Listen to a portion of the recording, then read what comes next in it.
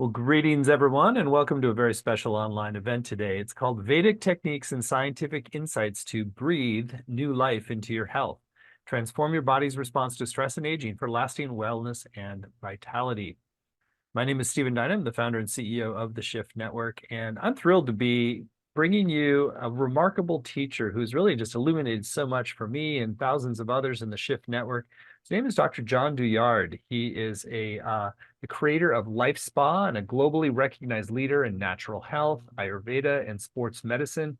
And I've always really found that he takes many of the most ancient understandings out of the East and makes them super practical and relevant for our modern lives now. So John, thank you so much for joining us here today. It's great to be here. Thanks for having me, Stephen. Great. Well, we're going to dive in, and John's going to give us a lot of really practical insights and practices around breath. And we're going to have a chance to go much deeper in a brand new program called the Medicine of Vedic Breath that we're going to share about towards the end of the hour. So more to come.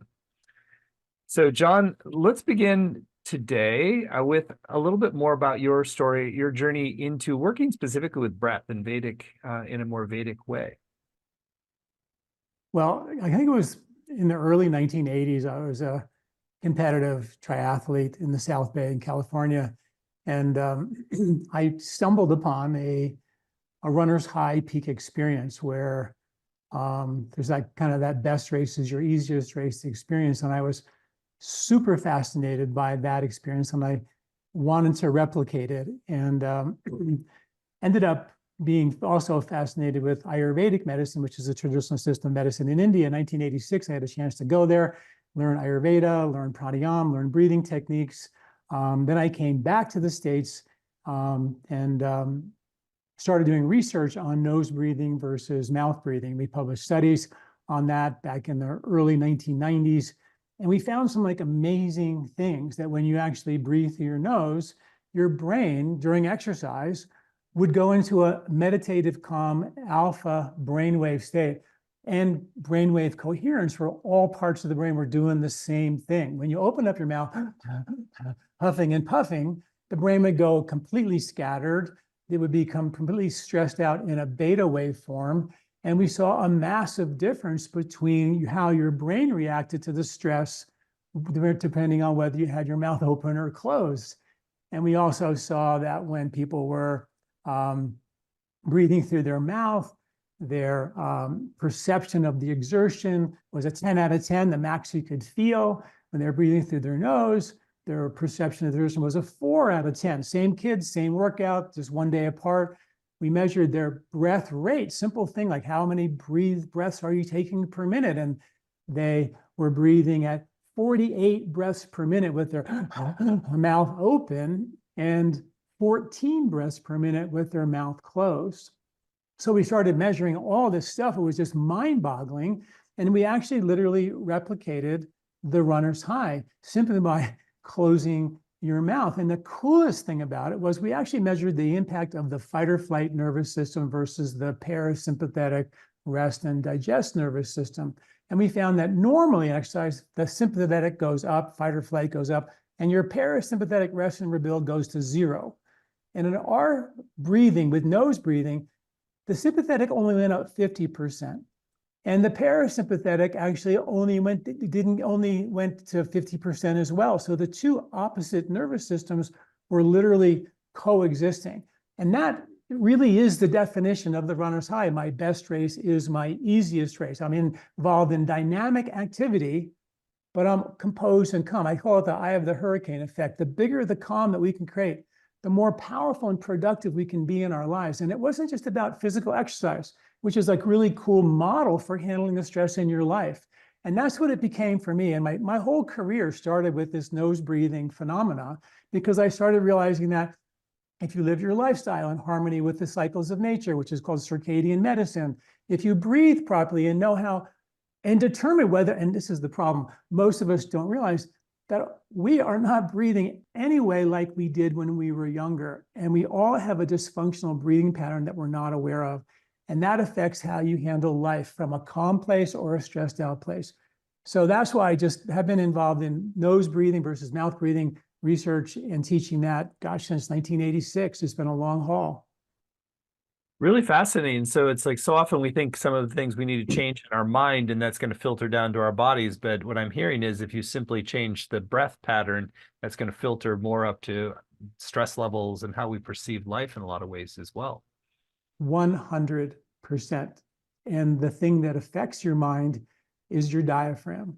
Mhm. And a big study came out about a year ago, and they measured athletes, and 91% of them did not have a diaphragm relaxing and contracting fully. So that means that most of us don't.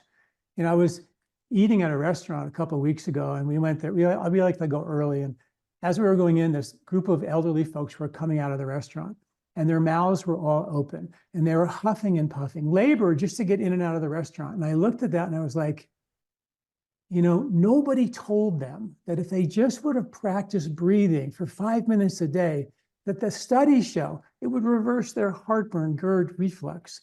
It would actually lower their blood pressure, according to good studies. It would actually increase the pumping of their cerebral spinal fluid to pump the trash out of their head to prevent them from getting Alzheimer's and age-related cognitive decline. Nobody told them that the diaphragm, if you just practice and work on it, is the #1 pump of your entire lymphatic system, which is linked to extra weight around your belly and congestion in your joints and rashes coming out of your skin and your overall vitality and ultimately your ability to have a heightened state of self-awareness where you can actually perceive the more subtle and more beautiful parts of our world that we live in, which is really what a spiritual practice is about, is becoming more aware of the subtle. So it's just amazing to me that that diaphragm has been really the forgotten muscle, because we can't get to it. But part of what I teach is exactly how to get to it, how to strengthen it, and make sure that you finish your life with a diaphragm that's functional, because it'll ward off so many of these age-related unnecessary aging factors. Very interesting. So let's talk a little bit more about the ancient Vedic understanding and because I know the breath is really central, not just for stress reduction, but really for our whole process of spiritual awakening and illumination. So maybe a little bit more where understanding of how the different layers of breath training come in. So every stress that you experience, we breathe differently. We take a little bit more of a shallow breath. And in short order, that breath, that new stress version of your breathing, becomes normal to you. And then another stress comes along, you breathe differently, and that becomes normal. And after decades and decades of this accumulated stress, and every time that happens, the breathing changes, we become shallow breathers and we have no idea. When you look at a baby breathe, their rib cage is going to go out like this. If you look at a horse breathe, the rib cage goes out, or a dog breathe, rib cage goes out. Most of us are breathing belly, chest, upper chest. We're breathing vertically. So we don't have the capacity to breathe deeply into the lower lobes of your lungs where the calm nerves are. And as we insidiously, without even realize it, become more shallow breathers, it's actually called over-breathing. And that means that we breathe in more oxygen than we can actually use, because we're sort of shallow breathing and huffing and puffing. And the study showed that when folks shallow breathe, that 75% of the oxygen they just breathed in, they breathe right back out unused. And as they breathe out that excess oxygen, which is extremely inefficient, breathing out 75% of what you just breathe in unused, we're blowing off a lot of carbon dioxide along with it. And the ratio of your oxygen in your blood and your carbon dioxide in your blood becomes very low. Oxygen saturation, you go to the doctor, 95, 98% saturation, but your CO2 levels become very, very low. And that's the perfect storm for anxiety. And so that's why when people have an anxiety attack, they put a paper bag over their mouth, they rebreathe their carbon dioxide, and their CO2 levels rise, and they get calm. And that's kind of what happens to us as we end up in a life that is breathing in a fight or flight pattern, 26,000 breaths per day for 30, 40, 50, 60 years. And you wonder why we have this age-related degenerative stress that's breaking us down prematurely. And like you said, if you're telling your body life's an emergency, no matter how you're genetically predisposed to break down, we're going to break down. And if we can tell the nervous system the war's over, cell by cell, then the body can all of a sudden create that inner experience of composure and calm and function from that place of peace and calm. And in that place of peace and calm, in that silent center, the lake is calm. You can see clearly, deeply into the lake. The body can be more self-aware of problems as problems, spontaneously heal those problems. But if you're living in the winds of the storm, it's very difficult to thrive when you're just battling upstream against the grain 24/7. Makes a lot of sense. And so it's like that we have the stress response kind of pushing us to sort of that's sort of like creating downstream damage. And then it's like the calm like frees us up for kind of like higher pursuits, if you will. Higher, better health, higher Better health. self-repair, so the body can, fix problems along the way.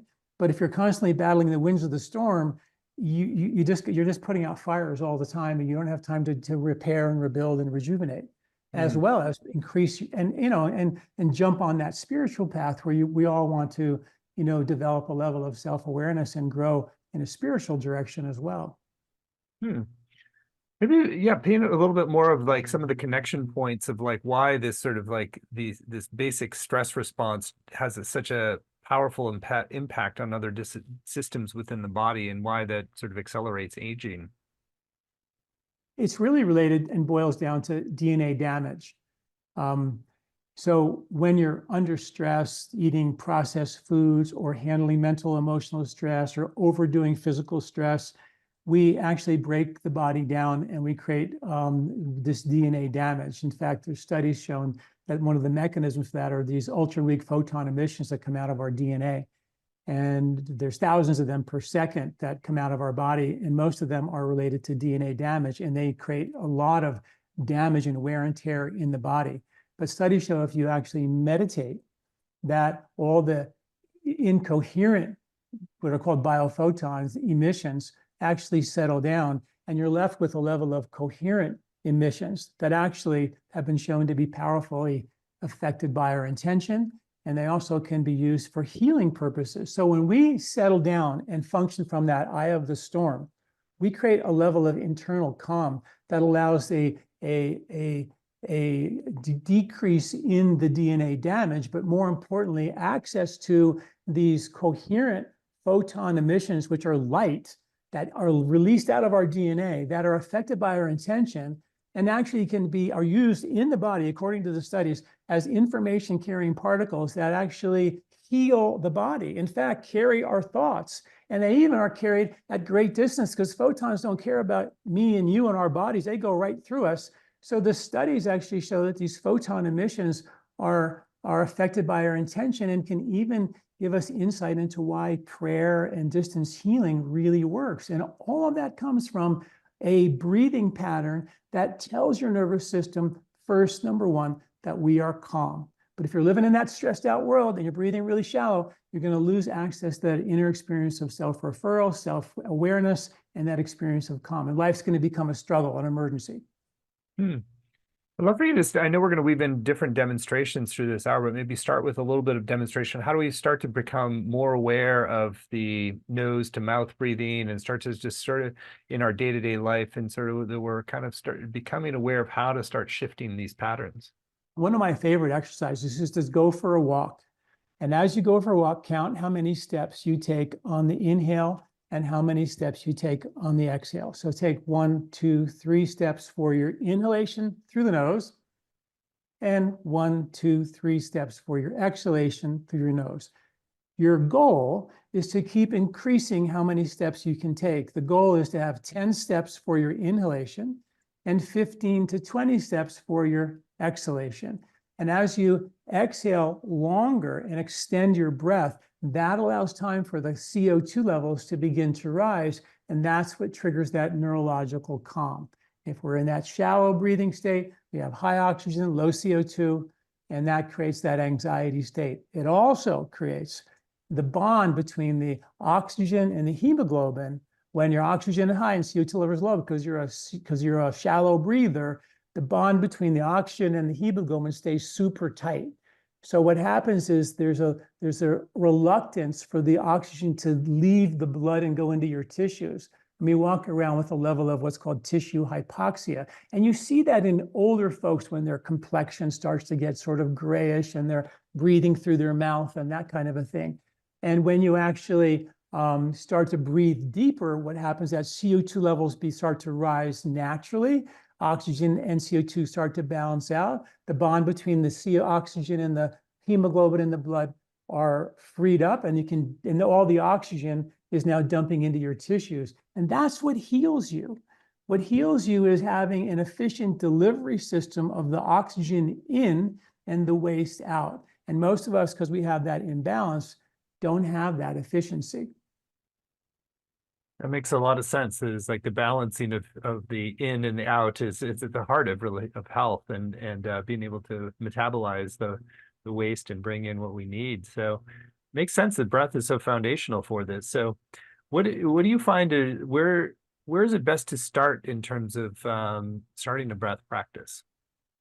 I think, I started with just teaching folks how to breathe through their nose when they exercise, and I always would tell them, be prepared to suffocate because your nose is going to be more difficult. We haven't been using it. But once you learn how to breathe through your nose, you adapt and accommodate what I call full respiratory efficiency. And it's a game changer. Most folks I teach breathing practice to my patients on a regular basis for years and years. And, very, very few people don't have a level of dysfunctional breathing. And even if you breathe normal, never have any issues, you feel like, I breathe fine, everything's good. I'm telling you, every stress that you've experienced changed how you breathe, and you're breathing more shallow than you would when you were a young child. When you look at a young child and you see them breathing, look at a baby, watch their belly going out to the side, and then watch yourself breathe. You're breathing up into your chest. We breathe completely differently than we were designed. And that's such an easy thing to change just with 5 or 10 minutes a day of practice. And then once you get it, you can just maintain it with even less. Makes a lot of sense. And I think you bring up an important point there that all these stressors that we've had also constrict our breath in some way. So how do you work with some of those places of breath constriction that are related to unmetabolized, traumas, history? How does that factor into this approach? The brain has what's called the lymphatic system and also a lymphatic system. And the lymphatic system, which takes away the trash out of your body, particularly out of your brain, 3 pounds of plaque and trash are dumped out of your head every year while you sleep at night.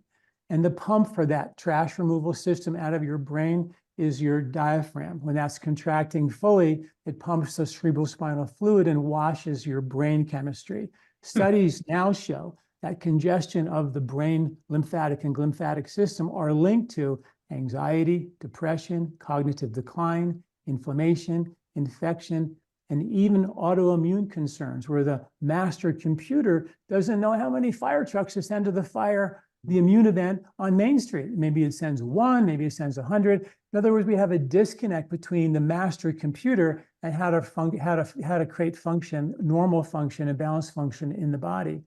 So one of the most important pieces of the puzzle is having a diaphragm that can pump the cerebrospinal fluid. And this study just came out about a month ago in the prestigious journal Nature about the link between CSF, cerebrospinal fluid, and the brain lymphatic system and how critically important it is. Now, Ayurveda talked about this brain lymphatic system thousands of years ago, and they linked congestion of the brain lymph to emotional trauma, patterns of behavior that don't serve you, doing the same dumb stuff again because of patterns of behavior that were survival based when we were a child. And now we're just kind of projecting those same patterns as survival techniques, on the screen throughout our entire life. And how do you break the patterns, as you asked, is by actually getting the brain fluid to actually move out of your brain. And that's actually done by breathing. And since most people are shallow breathing, they don't have access to the actually, moving the waste and the toxins out of the brain,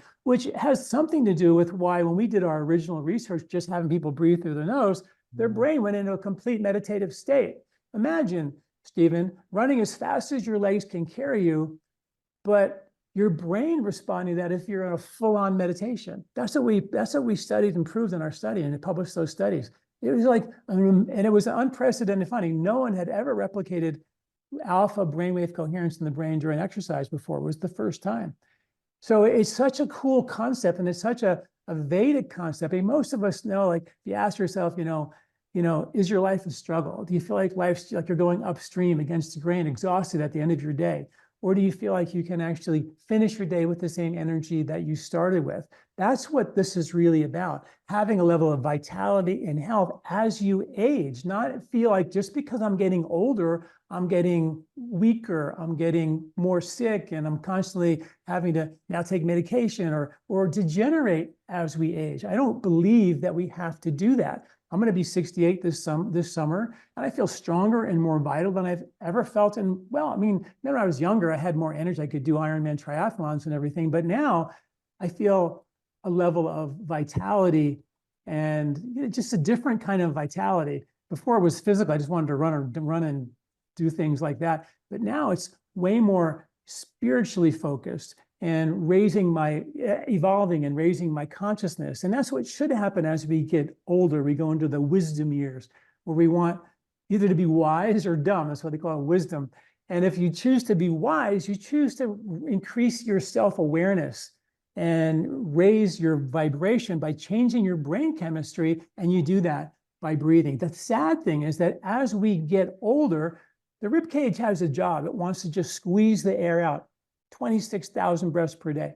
And over time, that becomes a cage, and the diaphragm becomes weaker, and this whole thing gets so tight, you're breathing shallow. Next thing you know, you're walking out of a restaurant when you're 75, 80 years old, and your mouth's wide open, you're huffing and puffing. And that didn't just happen like last month. That was decades and decades of slow adaptation to a shallow breathing pattern that made this happen. And we can get way ahead of that curve by making sure that diaphragm and the rib cage stay strong and resilient throughout our entire life. I've been in practice for 40 years now, and I've been wanting to teach this class for so many years, because as I had been in practice, I realized more and more and more, the most important thing that nobody's talking about is what we're talking about. And it has such a powerful impact on every system of the body. Wow, I think you're really illuminating a lot today, and what a great example you are of the power of these practices in action. So, do you want to take us through a little bit more of a guided experiential process now? Yeah, I'd love to. There's a breathing technique that was approved for COVID. It's been shown to lower blood pressure, and in about 15 different studies have been shown to reverse heartburn, GERD, reflux, and indigestion. So imagine you go to the doctor, you have heartburn, they give you omeprazole or Pepcid or some type of anti-acid medication. But in their own medical journals, there's at least 15 studies that say you could literally breathe away your heartburn.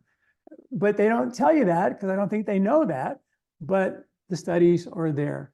And the techniques in Western medicine are called maximum inspiratory breathing techniques, which means you strengthen the diaphragm by actually breathing deeply. Now, breathing deeply all the way in and all the way out is not how we're supposed to breathe. But having a rib cage that's resilient enough that we can fill all 5 lobes of our lungs equally is how we're supposed to breathe. So before we can actually really take advantage of the Ayurvedic, Vedic, Pranayama breathing techniques, you have to do what I call calisthenics for your rib cage and diaphragm. This thing has to get opened up. And that's what we start with always, is how to get this whole thing going. Then we refine the breathing over time. So this first breathing technique is a maximum inspiratory breathing technique. It's called pratiloma. And you want to just maximally breathe in through your nose and out through your nose. And to make the diaphragm work a little bit harder, you would pinch your nostrils about 50 to 80%. So if I pinch my nostrils and I'll breathe in through my nose, my diaphragm's gonna have to work harder to get the air through there. So what we're gonna ask you to do is take a belly, chest, upper chest breath and pinch your nostrils and breathe in as much as you can. All the way in, and as you go all the way in, then you can let it out. Nice and easy, nice and slow, nice and long, light and deep. As you breathe all the way in, you should feel under your rib cage that there's something pulling down there. So try it again. Let's breathe in through the nose. In all the way. Do you feel under your rib cage, like right underneath here? This whole area is sort of like pulling a little bit. You feel that? Mm-hmm. So that's your diaphragm going down, and your rib cage is going up. And we're using those mechanics to separate the rib cage from the diaphragm, so they're not completely locked together. So we're forcing the diaphragm to fully contract and fully relax as we are making the diaphragm work harder and making the rib cage go. As you're breathing in, your sort of rib cage is going up a little bit and the diaphragm is going down. And so it's just simple techniques. Let's do 5 of these. But the other thing is, be aware that there's no need for holding your breath or turning blue or feeling dizzy or feeling any discomfort. If you feel discomfort, it's just not a endurance event where pain, a no pain, no gain experience. This is an experience where less is going to be more. So if you first feel a little dizzy when you do that because your breathing pattern isn't there, well, then we got to fix that, right? And so maybe just start by just doing some deep breathing through your nose, long, slow, and deep, just like this. And then out. And if that makes you feel a little bit dizzy, uneasy, then we're going to take a step back again and say, okay, I'm going to give you a technique I call breathe away the butterflies. And there was a book out years ago called Never Be Nervous Again. And when I first came back from India, and I was co-directing Deepak Chopra's Ayurvedic Center, and I started traveling and teaching with him years ago, and I was very nervous. I hadn't public spoke before, and I was extremely nervous about it. So I bought this book about how never to be nervous again. And there was a story about Yul Brynner, and he turned out the bald actor. You probably maybe remember him anyway. He was a very famous actor, and he would get panically stressed out and nervous before he'd go on stage. And he said he does this breathing technique that completely eradicate all of his nerves, because it's like a breathe away the butterflies kind of a technique. And how you do it is you just contract your abdominal muscles as you exhale. So when you actually breathe in through the nose, let's do this together. And now breathe out and contract your abdominal muscles. Squeeze your abdominal muscles all the way out, everything out, out, out, out, out, out, out. And then in, and then breathe out. Squeeze all that air out. And when you do that, you're creating an abdominal diaphragmatic cardiac massage. And that flips your brain into an alpha state and literally breathes away the butterflies. It puts you into a vagal parasympathetic dominant state. So step 1, do this, abdominal diaphragmatic cardiac massage, which turns your brain into a calm place. That could be a really good place to start. If you're comfortable with just contracting your abdomen as you exhale, breathing through your nose in and out, if you can go there, that's a great place to start. Second one is just do deep breathing through your nose and out. You can do 5 of those. And that works really well, no dizziness and everything. Then you can go to the pratiloma, where you pinch your nostrils and then you breathe in. You make a little bit more resistance, and along the way, you're going to start feeling that diaphragm contracting under your rib cage. And that means now you put some barbells on your diaphragm, and now you're pumping iron with that muscle that nobody can get to. And you're going to start making that thing stronger and resilient. And that's the beginning of changing how we breathe. That's really fascinating. So how much time do you need to sort of consciously practice this before it sort of filters over into how you're breathing in your daily life? There's, I teach a practice where you do it in bed when you wake up. Literally, you wake up, roll over on your back, and you do a breathing practice right there in bed. And you can do the same one before you go to bed at night. So you can literally do most of this lying in bed before you actually feel awake enough to actually get out of bed. You can do it right there. So it's so easy. Doing some of these techniques on your back is a phenomenal way to do it. And if you could do 5 or 10 minutes a day during the day, it's a game changer. Absolutely will work for you. Cool. Great. Well, maybe give us a little bit of sense of how these kind of practices evolve over time. How do you start building on this foundational shifts and develop even more breath mastery? Well, that's the whole thing is first getting, the parts working, making sure the rib cage can move and the diaphragm is functional. And once you get that moving and you're breathing differently, then we can start employing specific pranayama techniques for specific conditions, like your digestion or your pain or your anxiety or your cognitive decline or or whatever the imbalance might be. It could be swelling or could be tiredness or fatigue. All these things are linked to how efficiently your body is moving the lymphatic system. And that pump for that system is your diaphragm. Your lymphatic system is, in Ayurvedic medicine, is called rasa. And the study of rasa, which is lymph, is the study of longevity. So their whole system of medicine is based, one of the branches is study of longevity is the study of the lymphatic system. And your lymph system, which is pumped by your diaphragm, which only works if you're breathing properly, is trying to do three basic things, Stephen. One, carry your immune system. Two, take out all the trash. And three, deliver certain nutrients as baseline energy for your body. So if you're tired or fatigued, or you have achy joints or stiff joints or poor complexion or rashes on your skin or cognitive decline or swelling or holding on to water or sinus issues or migraine headaches, these are all lymphatic drain, clogging events that are easily addressed by getting the thing that caused it in the first place, which is stress, which we weren't aware of, and how that impacts how you breathe. And that breathing became so normal to you, the dysfunctional breathing became so normal, none of us really even know that we're breathing in a way that's not serving us. Yeah, and it's amazing because we do it so much too. The patterns become so automatic and below the threshold of conscious awareness. Completely. So, are there other dimensions of how we constrict or restrain our breath that's important for us to understand on a conceptual level before we're engaging some of these practices as well? Yeah, let's just talk about sitting for a minute. When we sit, which we've done more than any other time in history, I think chairs were first invented only 5,000 years ago, and that was only for kings and queens back then. And when we sit, we sort of sometimes slouch, and then the rib cage gets pushed down into the diaphragm, and it pushes the diaphragm into a pre-contracted position.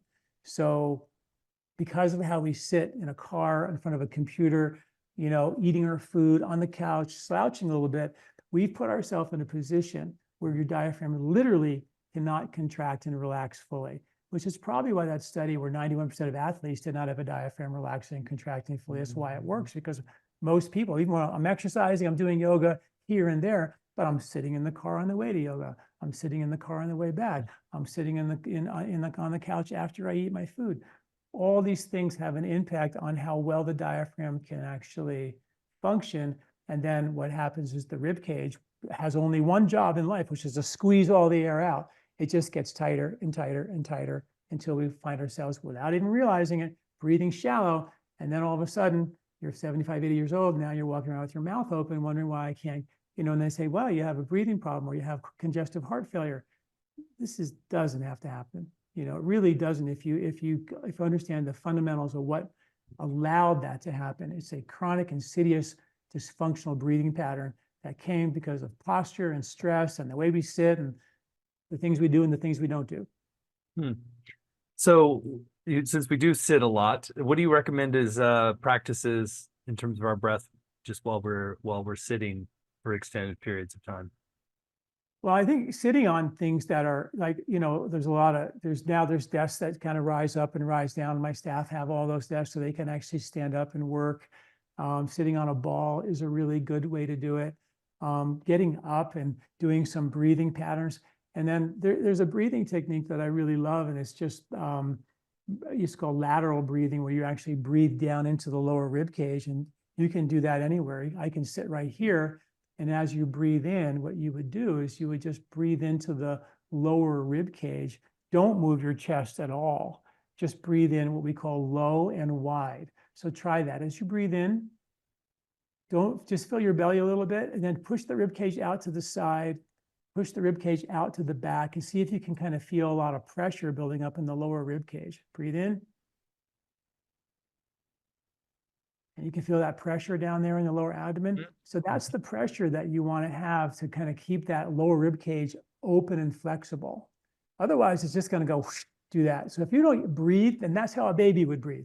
Baby would breathe just like we just did. You breathe in low and wide. A little bit of belly, rib cage goes out. And then, so when you're doing that, you're actually breathing the way we were designed. But how often do you breathe like that? Does anybody breathe like that? We just take a little breath, like how most people breathe is like 1, 2 in, out, like that. 1, 2 in, out. 1, 2 in, out. That's how most people breathe. And when you actually start getting the rib cage to be elastic, you're going to find you're going to breathe 1, 2, 3, 4 in, and then a gentle exhale. It's going to be a much longer, slower breathing pattern. And that, is, seals and dolphins and whales, they hold their breath for extraordinary long periods of time. The record right now for free diving for humans is about 11 or 12 minutes. And there's a receptor in the brainstem that tells you how sensitive you are to carbon dioxide building up. And you can train that receptor to be more tolerant to that carbon dioxide. And that's why they can hold their breath for 11 or 12 minutes. Imagine that in the water, down under 300 feet down with freezing cold water, it's pitch black and there's sharks. I mean, that would make you panic. But because they're holding their breath and the CO2 levels are rising, the CO2 is saying you can be calm now, because that's a chemical reaction to calm your nervous system down. And it also is training the brain receptor for carbon dioxide tolerance to be relaxed, and it allows you to handle so much more stress. It literally puts you into that eye of the storm. And, I didn't know when we did the research early on the mechanics of what we were studying, but now we're starting to put all the science together and understand exactly what happens, when people nose breathe versus when they mouth breathe. It's a huge difference. I wonder if you can kind of give us a little bit of sense of how this, all of this work connects with pranayama. Pranayama is a very extensive set of practices working with breath, and it's really central to a lot of yogic philosophy and Ayurveda. So where some of these just kind of core physiological elements meet the pranayama practices? Well, what I do for a living is write about ancient Ayurvedic wisdom and modern science. And pranayama, from the original perspective, prana means breath and yam means to pause, hold, or extend the breath. And many of the Ayurvedic breathing techniques have to do with breath holding or breath extension.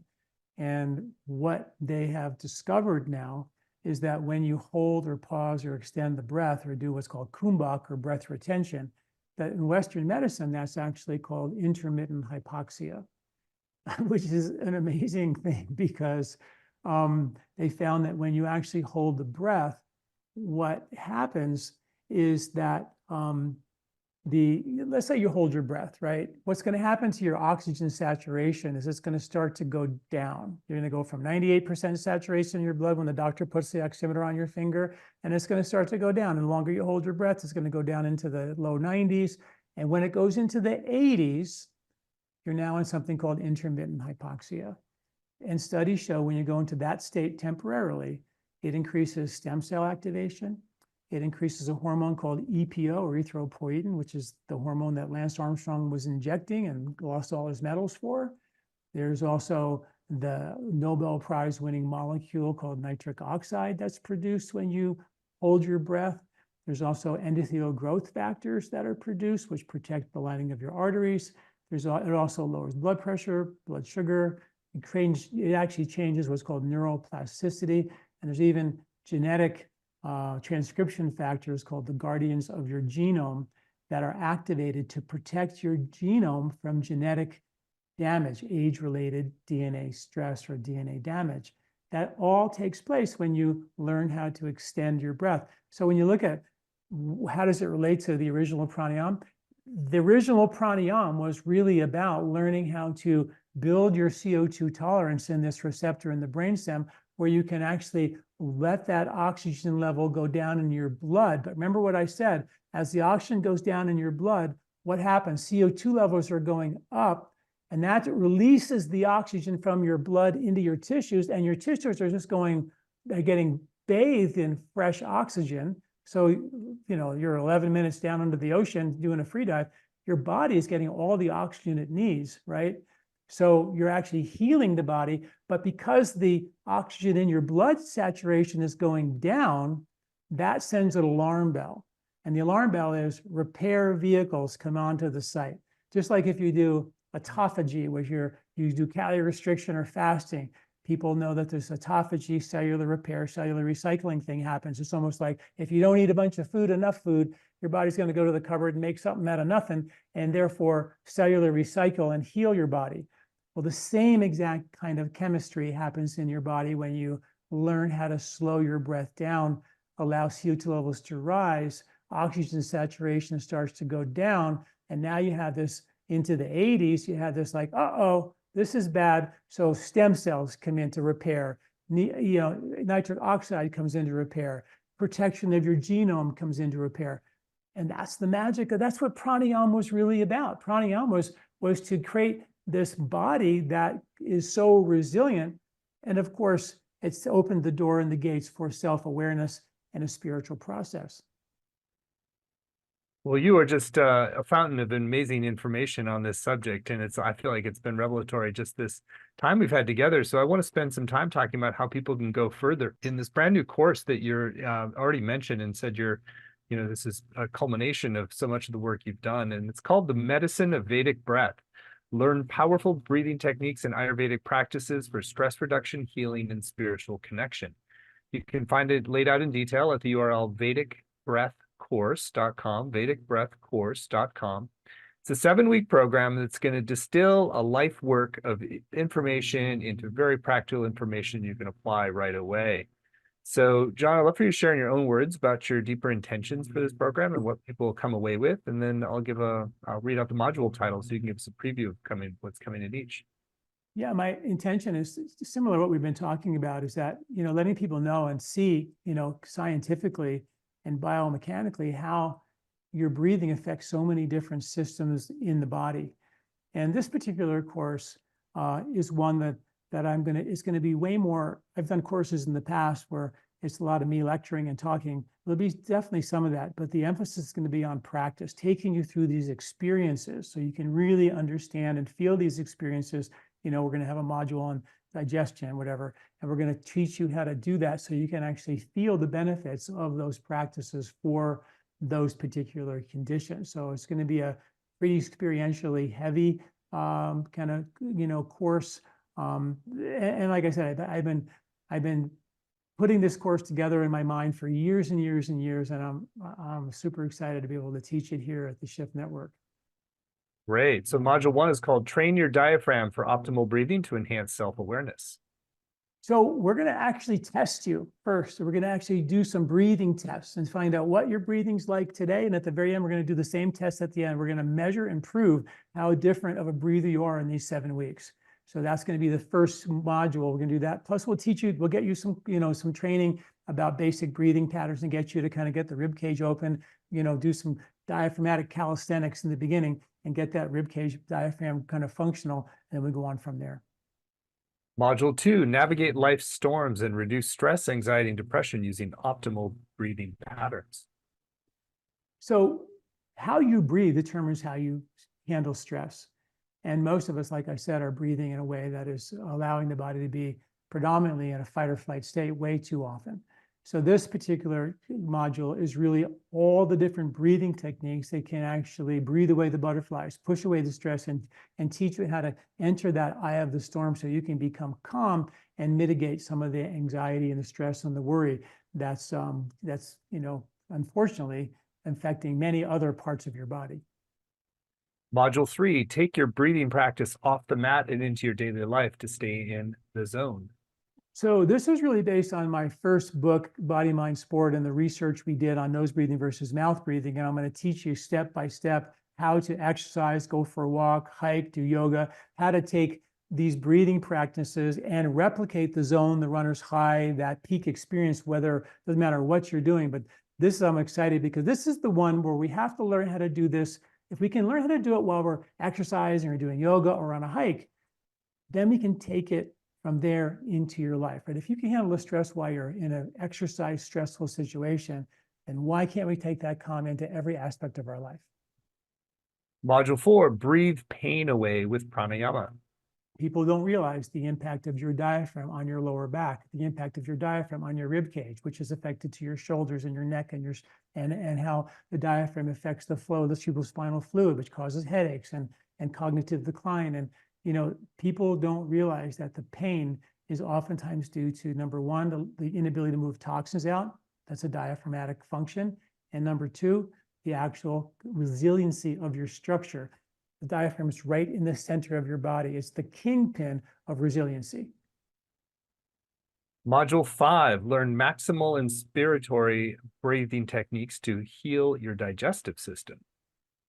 Taking off on the exercise that I kind of shared with you earlier, how do we use what's the relationship between your breathing and your digestion, and how can you actually mitigate and kind of unravel many digestive related issues? 74% of the American population have a digestive issue, and so much of that is linked to a dysfunctional breathing pattern. So we're going to unravel all that.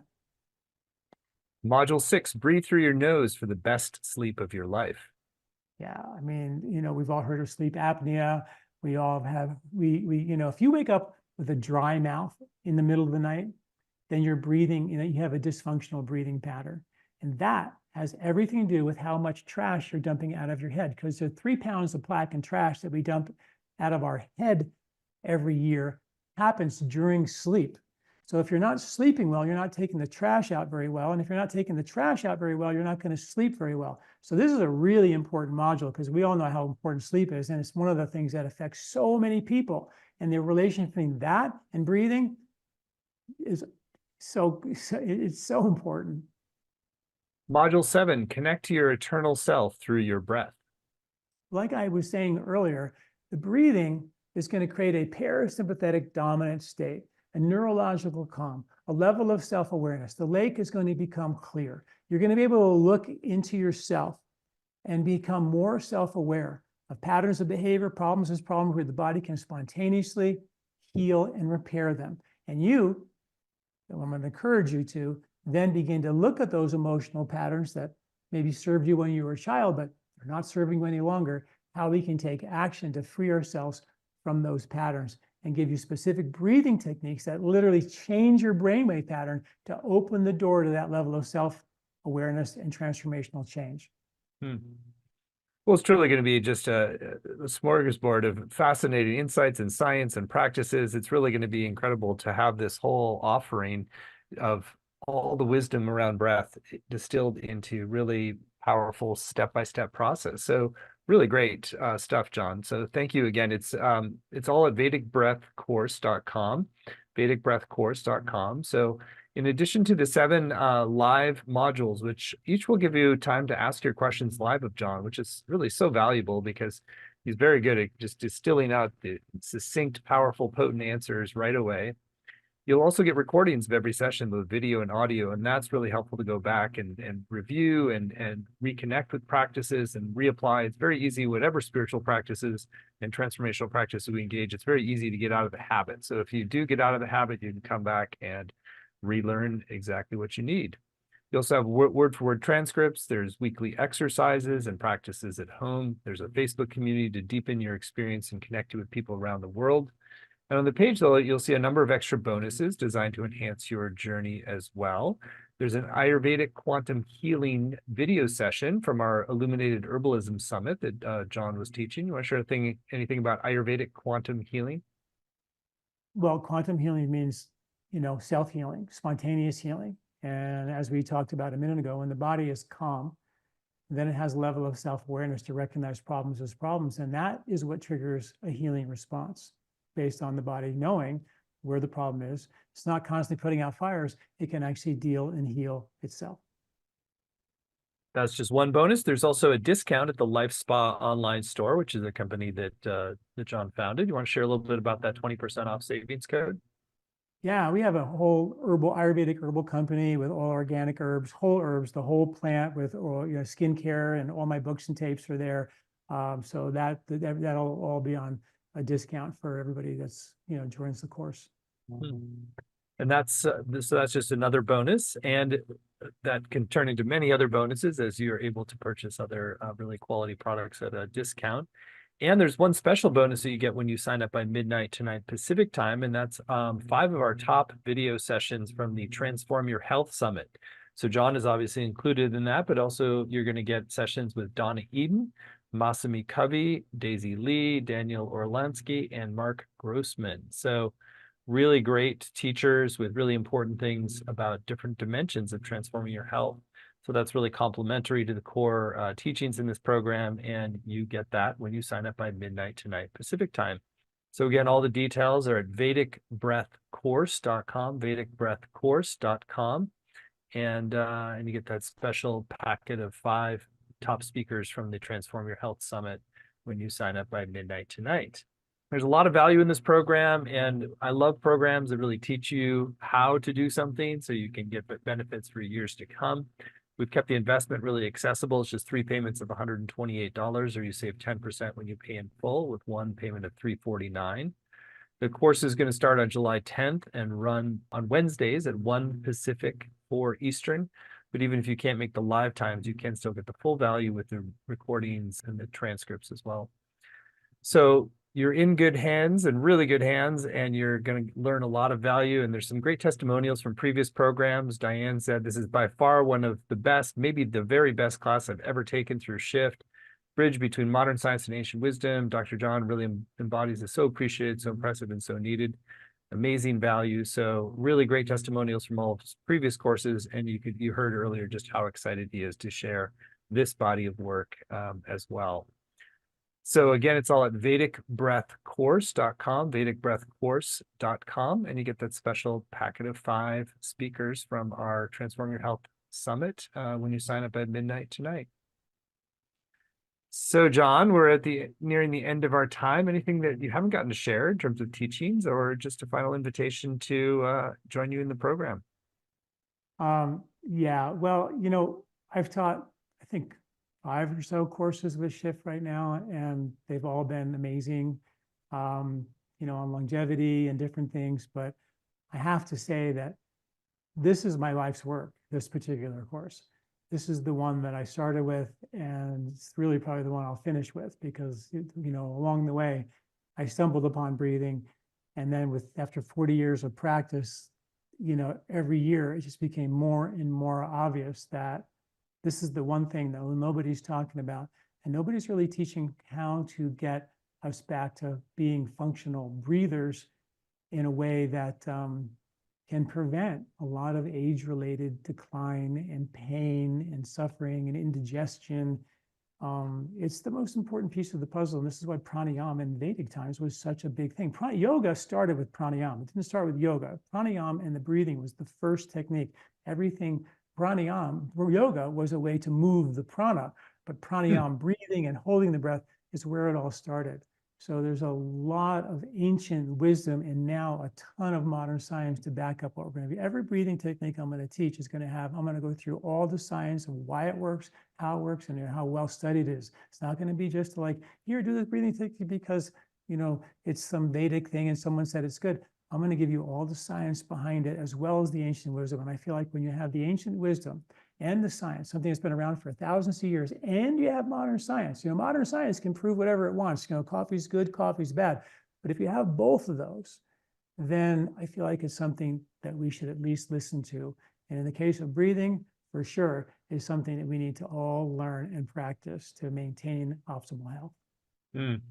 Beautiful. Well, John, it's been such an illuminating hour, and I'm really grateful you've done this whole life journey with so much research and study of breath so that you can distill it now and really all of us can benefit. So what a blessing to learn from you and to share this time with you. And if folks want to go deeper, you are warmly welcome, and you're in great hands because John is a master teacher And it's all the medicine of Vedic breath. Learn powerful breathing techniques and Ayurvedic practices for stress reduction, healing, and spiritual connection.